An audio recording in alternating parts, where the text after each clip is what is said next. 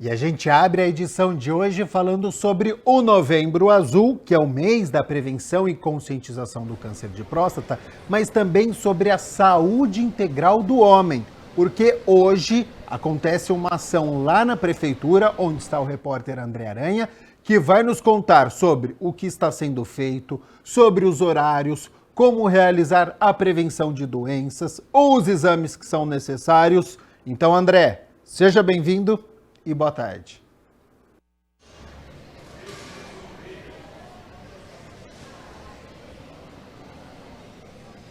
Pois é, boa tarde para você, Gabriel Castro, boa tarde para todo mundo que está acompanhando a gente aqui no Câmara Notícia. Bom, é isso mesmo, né? A gente vai tirar todas as dúvidas porque tá bem legal, né? Começou agora pela manhã, vai até as 4 horas da tarde aqui na Prefeitura. O pessoal, evidentemente, que pode vir aqui, tirar dúvidas, tem muita coisa, não é?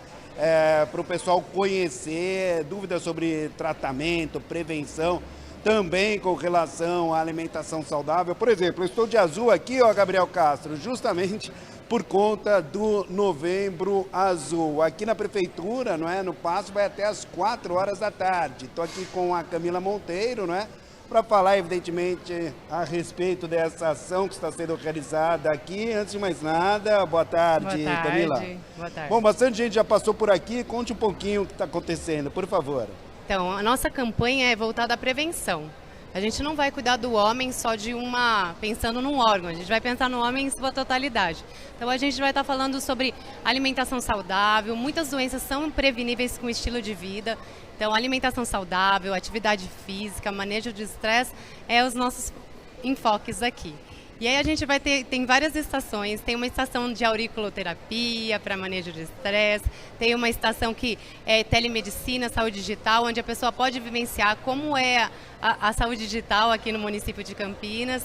E esse pulmão, falando de como é um pulmão saudável e um pulmão que faz o uso de tabaco. Bom, inclusive, Gabriel, olha, eu também aproveitei que eu estou aqui, não é, fazendo reportagem, agora ao vivo. Também, não é, tirei minhas dúvidas e tudo mais. Tem que ser consciente. E eu fiz, inclusive, ó, acupuntura aqui, não com agulha, mas com sementes. Isso isso mesmo. Camila? É uma técnica de acupuntura usando sementes para aliviar o estresse, tirar a ansiedade, A gente sabe que, por exemplo, o estresse aumenta o nível da glicose. E uma glicose aumentada, você pode ter diabetes ao longo prazo, né? Então a gente também está aliviando o estresse dos homens aqui hoje. Bom, qual que é o tema aqui? Prevenção é para os fortes, papo de homem, como é que é? Que eu tô lendo essas frases por aí. Isso. Prevenção é para os fortes, né? E mente forte vai ter um corpo forte. Então, focar em conhecimento. Quanto mais eu me conheço, mais eu me cuido e melhor eu vou ter uma qualidade de vida. Bom, segure um pouquinho aí, Camila, porque, como eu disse, a gente chegou cedo aqui na Prefeitura e eu tive a oportunidade de entrevistar alguns homens que estiveram por aqui falando sobre a importância da prevenção, tratamento, olha só. Qual a importância, não é, do homem se prevenir, fazer exame, ter uma alimentação saudável? Lógico, para todo mundo, não só para o homem, mas para todo mundo, né? É essencial a alimentação saudável, né? E ter isso como regra de vida mesmo, né? Não só agora, nesses momentos em que há esse tipo de promoção, mas ter como regra de vida mesmo isso aí, né? Levar para frente isso. Também realizar exames é importante. Sem dúvida nenhuma. Periodicamente, né? Fazer o exame. Temos aí o exame de próstata, né? Que é muito importante nessa época. Mas fazer isso com uma certa frequência, não esperar essas campanhas para que seja conscientizado para o homem fazer isso constantemente, né? Menor sinal, qualquer problema, procurar o seu médico e fazer o exame. O que acontece é que os homens, diferente das mulheres, muitas vezes eles não se cuidam, né? Deixa para ir no médico com um intervalo muito grande, então é muito importante que seja feitos os exames preventivos na data correta. E quando a gente fala, que nem hoje a gente está falando do Novembro Azul, não é pra gente olhar só pro câncer de próstata. O câncer de próstata é uma das coisas, mas é importante que a gente, que nem você perguntou, da alimentação saudável, que se prevenir contra doenças crônicas, né, hipertensão, diabetes. Então, o objetivo do Novembro Azul, apesar da gente sempre falar do câncer de próstata, é que a gente consiga atrair os homens para cuidar da sua saúde no geral.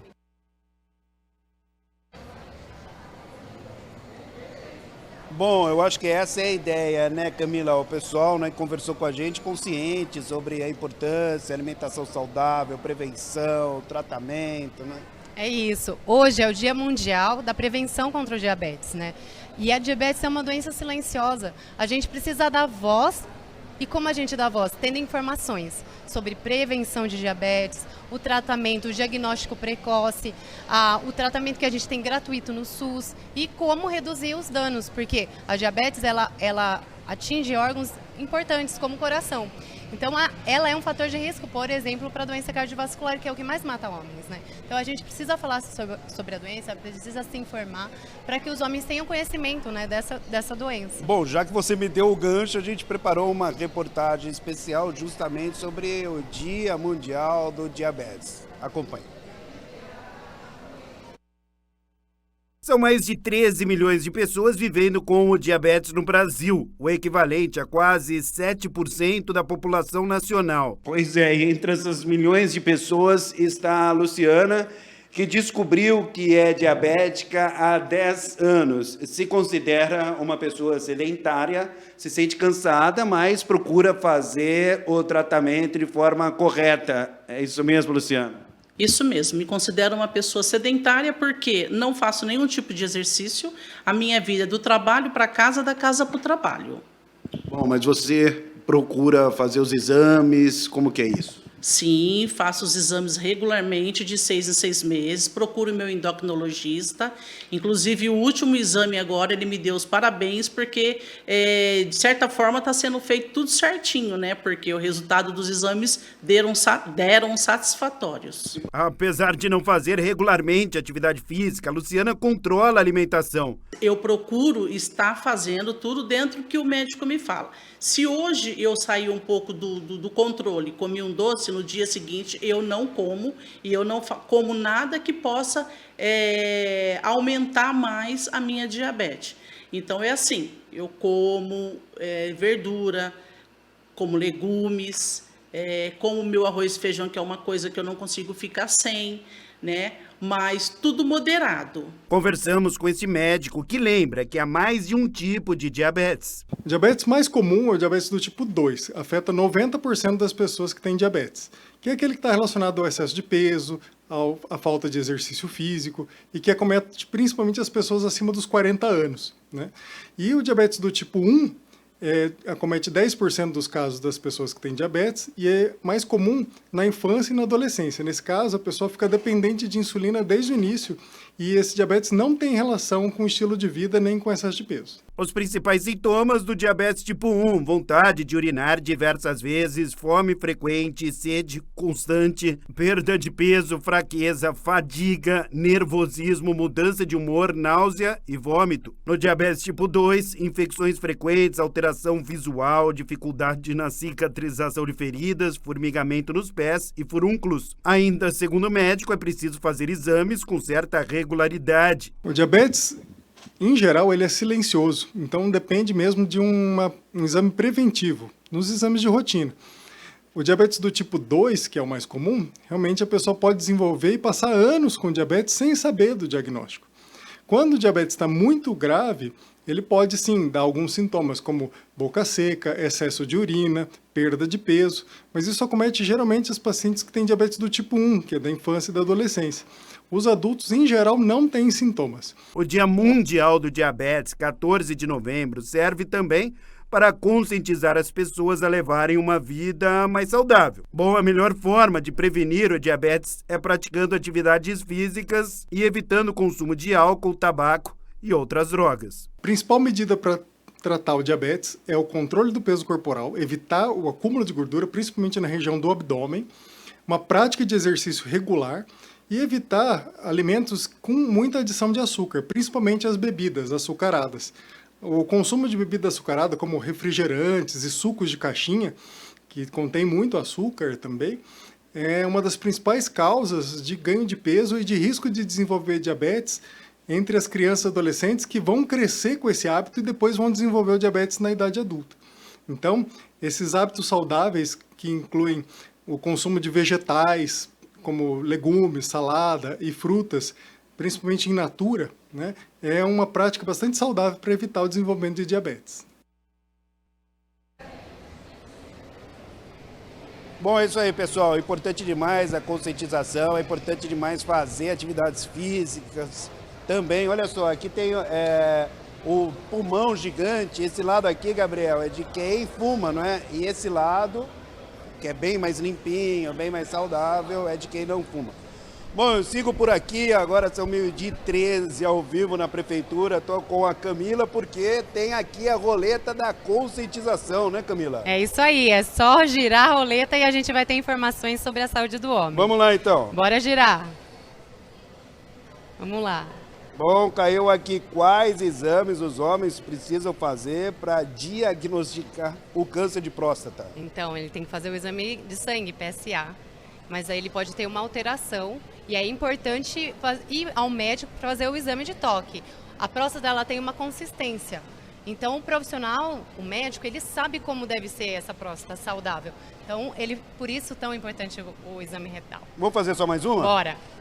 Espero que não caia na mesma, né, Gabriel? Vamos lá. Vamos lá. Vai lá, Camila, com quantos anos o homem deve iniciar o rastreamento? Essa é uma grande dúvida. E a resposta é 50 anos. Se a pessoa não tem na família ninguém que tenha tido câncer de próstata antes dos 50 anos, a pessoa pode fazer o rastreamento. Boa. Mas se a pessoa está tendo algum sintoma, né, mixando, fazendo urina muitas vezes, sentindo dor, é importante procurar um profissional da saúde, é importante ir no seu centro de saúde de referência. Boa. Quais são suas considerações finais? Algo que passou batido? Estamos ao vivo aqui na Prefeitura. É isso aí, gente. Homens, se cuidem. É importante você se cuidar. O autocuidado e a informação é essencial para que a gente viva mais e tenha qualidade de vida. Boa, é isso aí. Muito obrigado, viu, Camila, pela sua entrevista. Obrigada, tchau, tchau. Bom, é isso aí, Gabriel Castro. Importante demais, como disse a Camila, nós homens, não é? A gente precisa, evidentemente, se cuidar. Isso é muito importante, a prevenção, o tratamento, atividade física, também uma alimentação saudável. E eu estou aqui, ó, Gabriel, de azul, em homenagem, claro, ao Novembro Azul. Também com essas sementinhas, né, Camila, aqui na orelha, né, é uma acupuntura. Também tive a oportunidade aqui de tirar minhas dúvidas, é sempre muito importante, você com certeza também fará isso, né, Gabriel Castro? Sem sombra de dúvidas, importantíssimas as informações e bastante interativo, né? Ação que está acontecendo na Prefeitura até as 4 horas da tarde desta terça-feira. Quero agradecer ao nosso repórter André Aranha, quero agradecer também a disponibilidade do tempo e as informações que foram passadas aqui pela Camila Monteiro Gonçalves Dias, ela que é coordenadora da saúde do adulto, por tudo o que foi informado, né? Então dá tempo de você, homem acima dos 50 anos, vai até a Prefeitura, preste atenção na sua alimentação, que foi falado na reportagem. Você que é sedentário, não faz nenhuma atividade física, mude este hábito, hein? Em relação ao câncer de próstata, é o segundo tipo de câncer mais incidente na população masculina em todas as regiões do país. Então, temos que nos cuidar, hein? Muita atenção ao câncer de próstata, mas também nas outras doenças que foram citadas aqui, na questão da diabetes. Você que é fumante, você percebeu a diferença do pulmão de alguém que é saudável, de alguém que fuma? Então, vamos cuidar da nossa saúde. A gente continua aqui com as notícias da metrópole, porque o Hospital Municipal Dr. Mário Gatti faz alerta para a possibilidade de adiar cirurgias eletivas nessa semana em função da queda nos estoques de sangue e, por isso, apela à população para que faça a doação. Os estoques do Hemocentro da Unicamp, responsável pelo fornecimento de sangue aos serviços que atendem ao Sistema Único de Saúde, estão críticos. Cirurgias do Hospital Mário Gatti podem ser suspensas pela falta de sangue no estoque já nessa semana. Para o diretor da unidade, as doações devem ser feitas o quanto antes, para que o armazenamento não comprometa os procedimentos. A cirurgia de emergência, o que nós chamamos de emergência? É aquela cirurgia de um acidente automobilístico, um acidente por arma de fogo, por arma branca, onde o paciente tem que ser operado naquele momento e ele precisa, às vezes, de uma transfusão de sangue, às vezes de várias unidades de sangue. Essa é eletiva, essa é a emergência, a gente não pode deixar de fazer o tempo todo. E a cirurgia eletiva, o que é a cirurgia eletiva? É aquela que a gente marca o dia e a hora para acontecer. E esse paciente, para cirurgias de grande porte, ele entra com reserva de sangue, ou seja, já algumas bolsas de sangue reservadas para que ele use durante a cirurgia. Essas cirurgias, sim, poderão sofrer um adiamento ou uma suspensão. Mesmo com ações feitas pelo Hemocentro para ampliar as doações, elas permanecem baixas e o consumo de sangue aumentando ano após ano. O consumo de sangue tem aumentado ano a ano, os acidentes graves, acidentes com necessidade de grandes cirurgias têm aumentado a ano e as cirurgias também, as cirurgias eletivas de grande porte também estão sendo realizadas cada vez mais. Então o consumo de sangue tem aumentado bastante. Então a necessidade é que as pessoas procurem os serviços para fazer a doação. Na cidade de Campinas existem 2 lugares fixos para se fazerem as doações de sangue, no Hemocentro e no Hospital Mário Gatti. Ambos funcionam de segunda a sábado, de 7h30 às 3 da tarde e inclusive aos feriados. Podem doar pessoas que tenham entre 18 e 69 anos, quem tem 16 ou 17 anos devem apresentar consentimento formal e presencial dos pais. Pessoas com mais de 60 anos que nunca doaram não podem fazer pela primeira vez. Doadores devem pesar mais de 50 quilos, não estarem em jejum, mas evitar alimentos gordurosos e, se for doar depois do almoço, esperar 3 horas após a refeição. O doador não pode fumar 2 horas antes ou depois da colheita do sangue. Alcoolistas crônicos, portadores de sífilis, malária ou doença de Chagas, pessoas com sintomas respiratórios, grávidas, puérperas ou mulheres amamentando não podem doar. Também não podem doar pessoas que tenham se exposto a situações de risco de doenças sexualmente transmissíveis, tenham histórico de consumo de drogas injetáveis, tenham realizado exame de endoscopia há menos de 6 meses ou tenham contraído hepatite após os 11 anos de idade. Solicitando que as pessoas reforcem as doações nos hemocentros de sangue, tá? Porque é importante que a gente mantenha o estoque de sangue para garantir as cirurgias de urgência e as cirurgias eletivas. Ainda não suspendemos nenhum procedimento eletivo, mas se os estoques continuarem baixos como estão, provavelmente até o final dessa semana serão necessárias suspensões. 12:00 mais 20 minutos, Campinas bateu o recorde histórico de calor para o mês de novembro. Nesta segunda-feira, às 2h50 da tarde, os termômetros marcaram 38,1 graus. A nossa equipe foi até o CEPAGRE conversar com o meteorologista que explica a onda de calor severa que está sobre a cidade de Campinas. Enquanto no céu o sol brilha com toda a sua imponência, aqui na terra cada um tenta se refrescar como pode. Roupas leves, água de coco, um sorvete. Igual ontem, eu peguei a mangueira e tomei banho de mangueira. Não tem outro jeito, né? Não tem. A onda de calor dos últimos dias trouxe desconforto pela intensidade da temperatura. Tá muito quente, muito calor, tem que se hidratar muito. Agora a gente tá aqui chupando um sorvete para ver se ameniza um tiquinho. Porque tá difícil. Campinas está no alerta vermelho de grande perigo devido à onda de calor e à baixa umidade relativa do ar. Nos próximos dias, os termômetros podem chegar a 40 graus. O meteorologista do CEPAGRE, Centro de Pesquisas Meteorológicas e Climáticas Aplicadas à Agricultura da Unicamp, Bruno Baine, explica o fenômeno onda de calor. Ondas de calor se referem a períodos prolongados de temperaturas muito acima do que é típico para aquela região e para aquela época do ano. No Brasil, a definição que o Instituto Nacional de Meteorologia vem adotando é de que as temperaturas precisam estar pelo menos 5 graus Celsius acima da média, isso depende da época do ano, né, e da região geográfica, e por uma persistência de pelo menos 3 dias seguidos, né? E muitas vezes a gente tem aí até mais dias. Então, essa é a definição que o Instituto Nacional de Meteorologia vem adotando. Bruno lembra que este ano, Campinas registrou a maior temperatura da história em um mês de novembro, desde 1997. De acordo com a nossa série histórica aqui da estação do CEPAGRE, o período mais quente para um mês de novembro que a gente já tem registro é lá de 97, então já faz bastante tempo. A gente teve temperaturas aí de 36,8 graus Celsius, né, a temperatura mais elevada. De forma mais recente, no período mais recente, em 2020 nós também tivemos temperaturas superando os 36 graus Celsius, mas ainda não superaram esse de 97.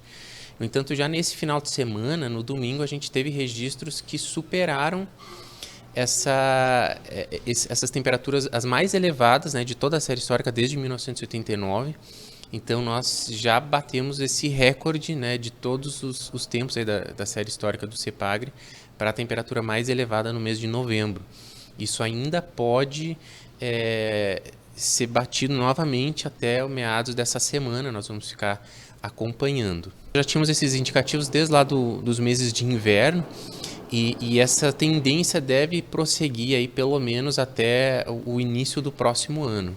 O meteorologista descreve o movimento da onda de calor severa. Nós temos um sistema de bloqueio atmosférico que está posicionado ali entre o sudeste e centro-oeste do país. Ele impede que as frentes frias que vêm avançando pelo sul prossigam para as demais regiões do país. Então mantém o excesso de chuvas lá no sul e impede que o ar frio adentre nas outras regiões. Conforme esse bloqueio vai persistindo, essa massa de ar quente que domina nessa grande porção do país vai se intensificando. Então, por isso que nós temos essa onda de calor que vem ganhando intensidade aí desde o final da semana passada. O calor intenso também acende alerta para os cuidados com a saúde.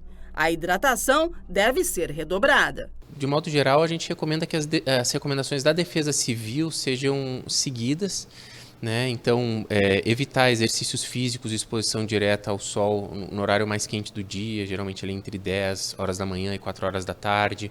Buscar sempre locais frescos, arejados, roupas adequadas, de preferência quem puder, né? Ambientes climatizados também. Muitas pessoas talvez não saibam, mas na meteorologia, a temperatura que a gente mede e que a gente prevê se refere a uma temperatura medida na sombra. O equipamento, né, o termômetro, ele fica abrigado da radiação solar direta para a gente poder padronizar essa medição. Então, por isso que uma das principais recomendações é essa, né, de evitar a exposição direta ao sol, porque isso agrava a sensação de calor. Dentre outras recomendações também, a hidratação abundante, regular, constante, alimentação adequada. Vale lembrar que bebidas alcoólicas, apesar de que talvez possam refrescar, elas desidratam, então elas devem ser evitadas. E além disso, além dessa temperatura tão elevada, a umidade relativa do ar está em torno ou até um pouco abaixo de 20% no período da tarde. Então isso agrava não só o desconforto respiratório, mas pode agravar condições aí de alergias. Então umidificação de ambientes, né? E a gente não descarta que pessoas possam precisar de apoio médico. Então, é importante prestar atenção aos sintomas do corpo, né? Em caso de mal-estar, é importante buscar apoio médico para evitar problemas maiores. Informações importantes do especialista do CEPAGRE sobre o calor. Já já eu falo sobre a previsão do tempo para hoje à tarde e também para amanhã no feriado, até porque a umidade relativa do ar abaixo dos 30%. Então, muita atenção, mas já já eu falo sobre esta previsão.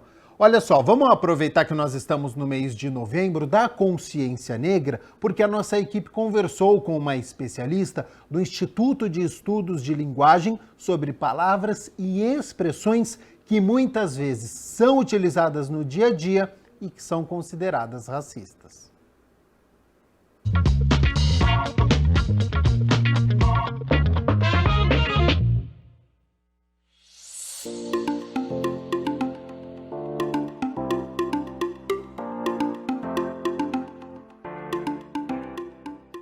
Mulata.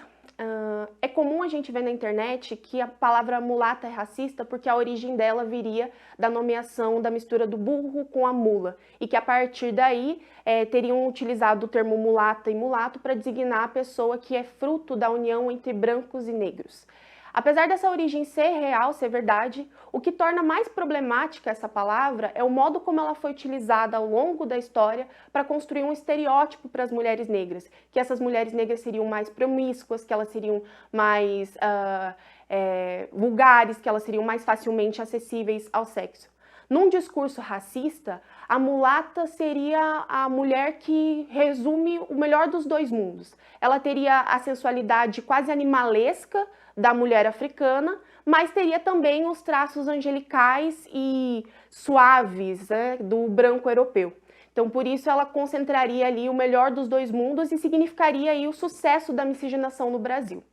Principalmente na primeira metade do século XX, a ideia dessa mulher mulata foi vendida para o exterior para construir o Brasil como esse país cordial, inclusive para construir o país como um lugar onde seria fácil o acesso ao turismo sexual. Então, esse termo, ele mobiliza sentidos de hipersexualização para essas mulheres, resume o que as mulheres seriam, né, o seu corpo, que elas estariam disponíveis para fornecer prazeres aos homens, principalmente aos homens brancos, e também evita dizer a verdade sobre a composição da população brasileira, que é majoritariamente de mulheres negras e não mulatas.